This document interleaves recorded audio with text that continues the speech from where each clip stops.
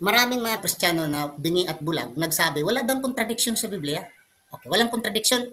Basahin ninyo ang 2 Kings 8:26. Tagalog. May 22 taon si Ocozias nang siya'y magpasimulang maghari at siya'y nagharing 1 taon sa Jerusalem. At ang pangalan ng kanyang ina ay Athaliah, ang anak ni Omri.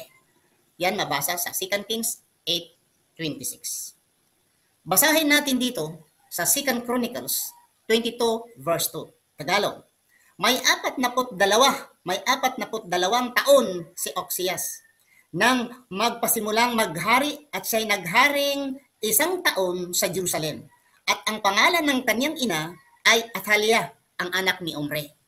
Dito, sa 2 Chronicles 22:2, ang edad niya dito ay, mga kapatid, 42-year-old naghari sa Jerusalem. While as 2 Kings chapter 8:26, sinasabi dito, ang kanyang edad, 22 naghari sa Jerusalem. Saan ba talaga ang tama? Dahil pareho ang pangalan ng kanyang nanay, ang saan lugar siya naghari, anong tagal naghari, pareho. Ang tanong, saan ang tama? Itong 22 ang edad niya or 42 ang edad? Kailangan nyo bang interpretasyon? So kayo na, anong sabi nyo? Walang contradictions. Mga hangal lamang ang magsabi na hindi ito contradiction.